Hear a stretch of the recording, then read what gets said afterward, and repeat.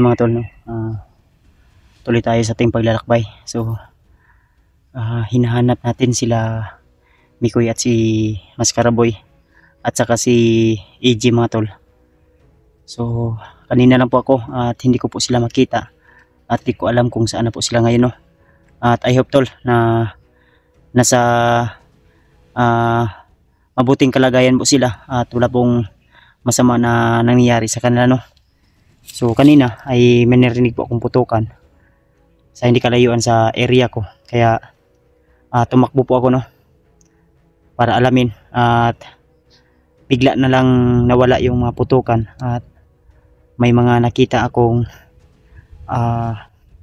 mga napaslang. So kaya dali-dali din ako umalis, baka may mga dumating din na kalaban. So mapagpalang araw sa inyo lahat mga tol, at welcome back sa ating YouTube channel. So I hope na sa araw na ito ay kung dumaan ka po sa aking video o hindi ka pa po nakasubscribe at hindi ka pa po nakalike, so huwag mo kalimutan na i-like, i-share, i-subscribe ang ating YouTube channel para anytime na may bago po tayong upload na video ay lagi ka pong mangunguna. So samahan nyo ako tol sa aking paglalakbay upang hanapin yung mga kasamahan natin, no? At hindi lang po kasamahan yung ating hanapin, kundi ay tutulong din tayo sa mga madadaanan natin na pwedeng tulungan, lalo na sa mga kasamahan nating nabibihag at especially sa mga taong nawawala, no, na hinahanap natin. So may mga busis po kanina pero hindi ko matukoy kung saan banda kasi malakas po yung hangin. Tuloy tayo sa ating paglalakbay. Tapos na po tayo nalangin mga tol. Grabe. Tapos na din po tayong kumain at nagpapahinga. Sapat na yung lakas natin tol. Saan kaya sila ngayon? So sana i-share nyo po ang video na ito tol sa mga kasamahan ko po at sa ibang hunter para malaman nila po kung saan po ako banda. Nandito po ako sa may mga kasagingan at may mga punong kahoy, no? So hindi ko alam kung anong lugar to o anong eksaktong location po ito tol. Basta ang alam ko lang ay may mga punong saging at mga kahoy. So sana ay maano po ila ito at mahanap tayo ng palatandaan tol na pwede pong magiging palatandaan at maghihintay tayo doon tol. So sana ay ligtas po si Maskaraboy kung saan siya ngayon. So ayan, ito po yung area, saktong location ko po ngayon. So ipaalam nyo po sa aking mga kasamahan, lalo na kay Remart Adventure, kang Alpaga Shirwan, kay Pinuno. So nandun pala si Pinuno nung time na yun, na-encuentro din pala nila si Bayawak o di kaya si Joseph the Hunter tol, no, na isang vlogger na kailangan din natin ng tulong. May mga pagkain po ako dito na dala tol at hindi ko po ito binawasan at hindi ko po ginalaw, no, para po mabigyan natin sila ng pagkain, at tinitipid ko po yung mga pagkain ko na dala tol para po tulungan natin yung kaibigan natin na si Joseph the Hunter. So siya po ay isang dating commander na tinulungan ni Kyong Adventure at yung mga panahon na hindi na sila nagkasama, hindi ko alam kung ano po yung mga pangyayari at hindi ko na rin alam kung ano po yung mga kaganapan, kaya nung na-encuentro ko siya at nalaman ko na ginamitan pala siya ng matinding orasyon o hinipnotize po siya ng kalaban, ay naawa din ako sa kanya, at yung na-encuentro ko siya ay si Mikoy ay muntik na ring napahamak, no, sa kamay niya po. At hindi ko alam tol kung ano po yung ginawa niya kang Mikoy, dahil si Mikoy ay parang sinapian ng masamang espiritu o diablo. So papunta na doon yun tol sa nangyari sa akin, kaya buti na lang ay nag-aapan natin agad at alam ko na hindi si Bayawak ang may gawa nun, kundi ang kampo ng kadiliman, na yun po ay pinapasok ni Bayawak o pinapasok ni Bagnot po, no. sa kanyang katawan. So di tayo magkupiyansa tol, baka may mga kalaban dito sa likuran natin. Kaya lagi tayong alerto. Sinaranasan na natin yung hindi natin mapapansin sa likod ba.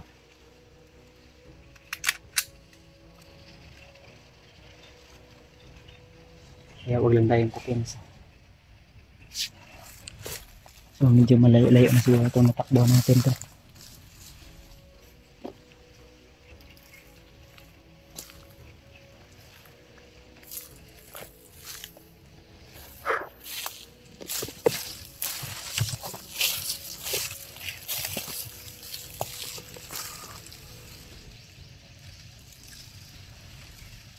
Huwag lang tayong kupiyansa mga tol, baka may mga kalaban din sa likuran, kaya alerto lang tayo.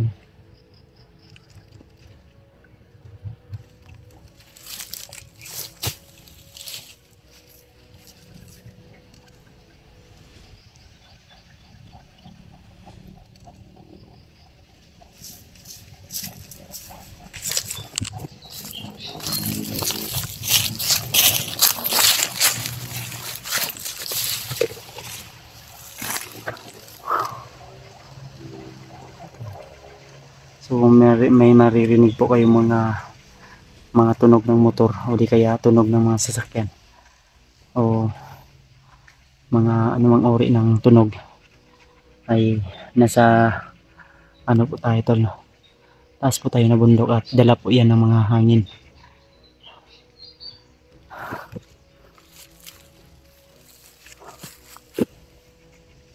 Yes, Lord. Sana kaya sila EG ngayon.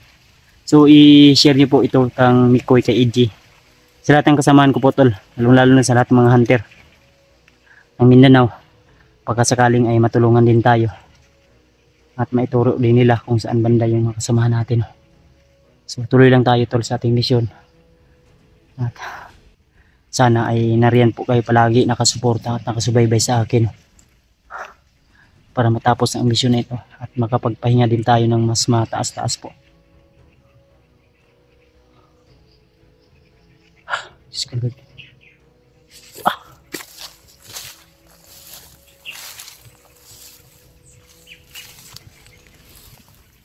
Para may mga boses ang lahat.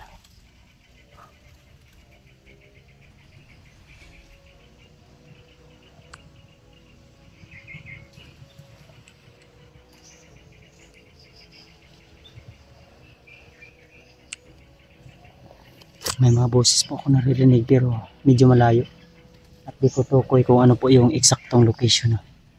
So baka lipad lang ng hangin o dala lang ng hangin. Kaya alerto lang.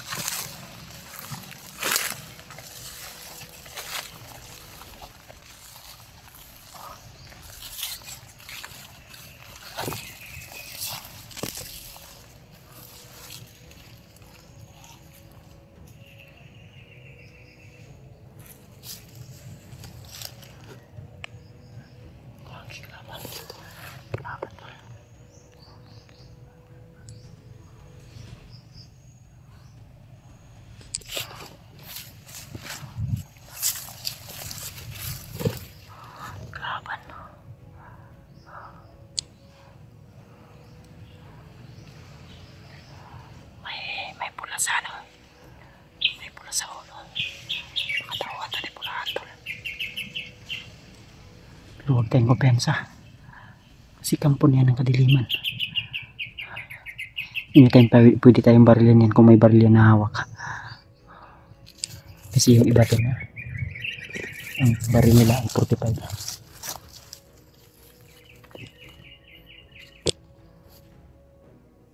Tahimik po yung area tol. Kaya naniniwala po ako sa kasabihan. Basta tahimik ay mapanganib.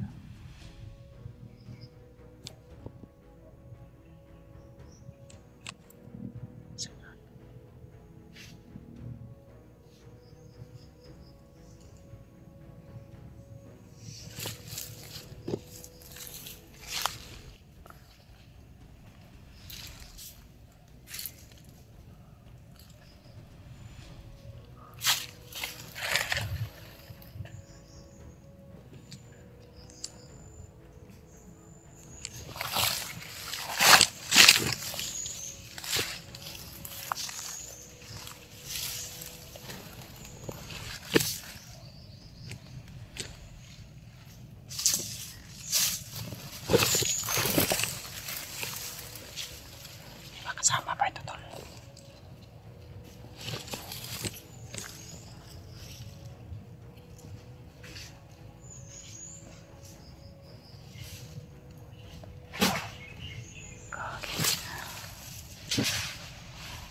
Para lang ako ano pagkain ka.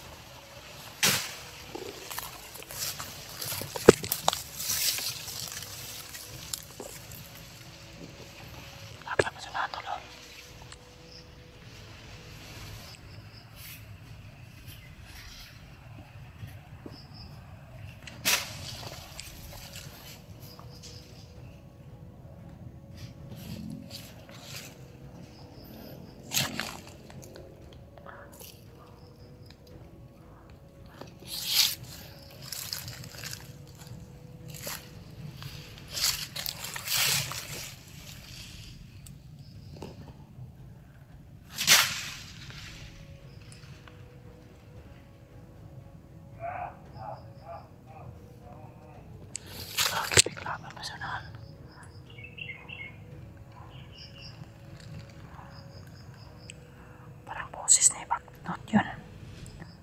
Parang boses ibagnot tol. Ang kage yun. Si bagnot talaga tol. Si bagnot tumatawa. Kage.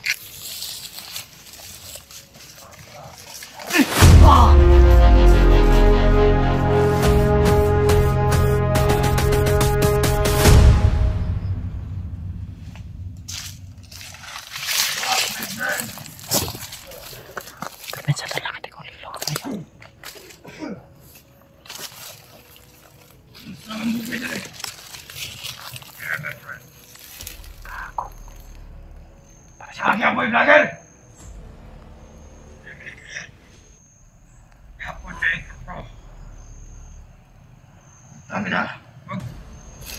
Yan. Kagi si Baktik to, tol. Asang traidor na akong amigo. Asan si Commander Miguel? Panis ka lagi. Kagi. Mas maayo. Mas maayo.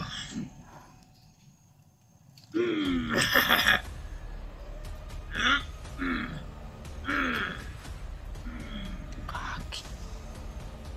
Si Baktek! My friend! Ako kaya po yung pinaglari! My friend, pwede ba ako din ang papasunod? Wala yung problema, my friend. Hindi na lang gusto. At ang gusto ng imong gawin. Kunya. Ang mo ang mga gimat.